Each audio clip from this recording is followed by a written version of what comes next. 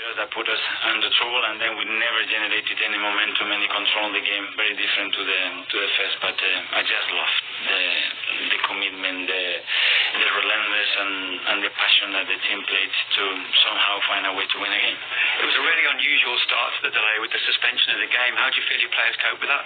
We had to adapt. Obviously, we are not used to that, and it changed a little bit our routines. We tried to do it the best possible way, but I think we started the game really well. Yeah, they had a few challenges today, and yet again Arsenal have overcome them. And as I say, they've won 9 of their first 10 games, the first time in their top-flight history. What do you make of what Mikel Arteta has done and continue to doing, Rafa? I think they are doing well, analysing the games, not just watching the games, no, analysing the games. They're doing a lot of things right. So they press high, they have the possession, they move the ball very quickly, they have light players, very dynamic up front, and as soon as they get the ball away, they press, and they regain the ball quickly. They have good players in 1v1 situations, they play ball passes, so a lot of good things, and the defenders are very high. He said that, and I was taking note of that. We made easy errors in dangerous areas. When you are doing well, when you have good players, you can take the risk, and De Bruyne was talking about that before. You can take the risk in the last pass.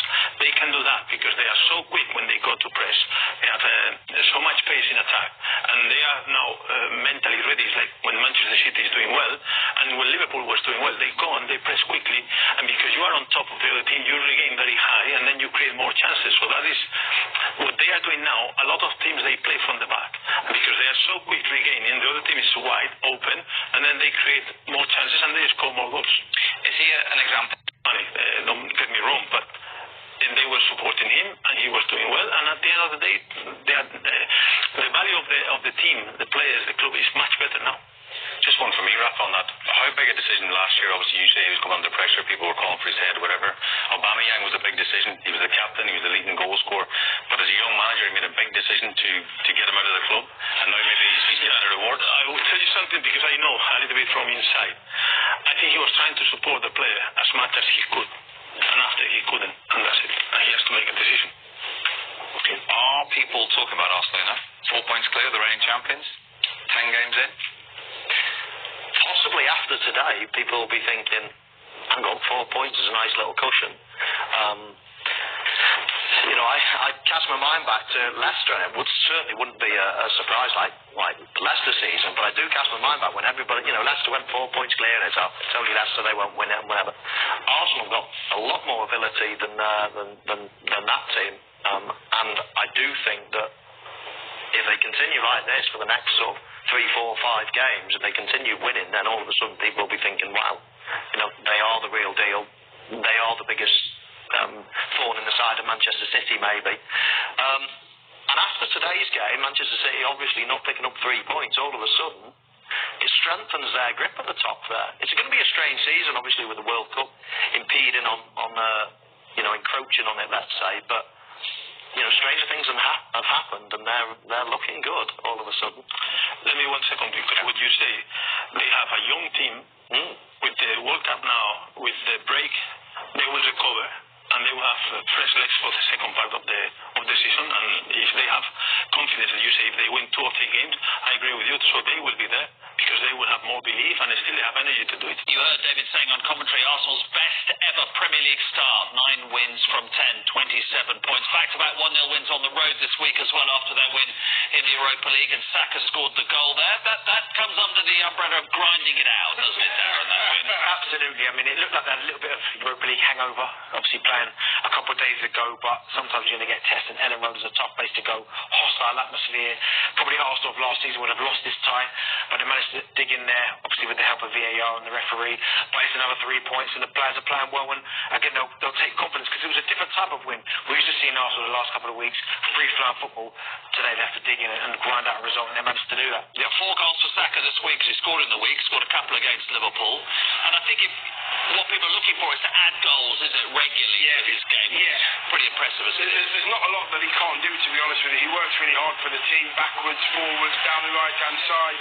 His left foot's genius, but this one's on his right foot. And I'm thinking to myself, who's actually finished that? I didn't expect Saka to have this kind of finish on his right foot in his locker. And that has got Keeper probably, but I just think the finish is great. Let's think of the positives. It's so hard. It's so hard to criticise the keeper, It is easy to criticise because it's on an angle, but he's in form.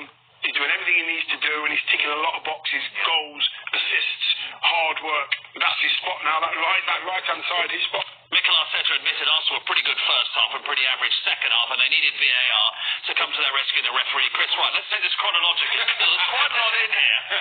And it's all to do with Patrick Bamford. Right. First of all, he thinks he's equalised for 1-1. There may be some discrepancy in the studio about this decision. Yeah, he does think he's equalising 1-1, but the whistle has clearly gone before the ball goes in the net, and he actually points at his chest and says, I didn't handball it. But when we look at this, we can quite clearly see there's a foul. Darren will disagree with me, he doesn't think it's much of a foul, but he actually does foul.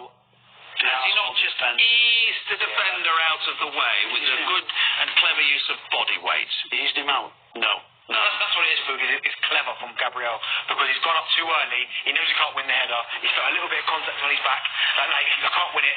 I mean, it's not even a push, is it? I mean, anywhere else on the pitch, that's not play on. Yeah, I think it's a foul.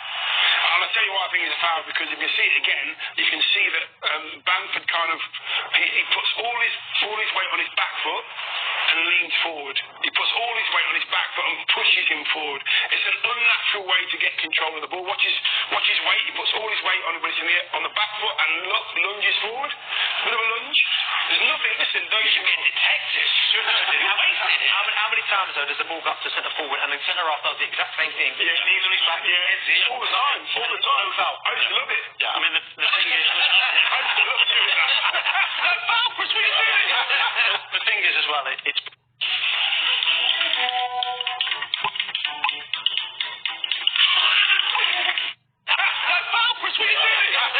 The thing is as well, it's being checked, and is it clearly and obviously wrong? Well, it isn't clearly and obviously wrong, and that's why the decision is set. Okay, penalty next. Clear handball,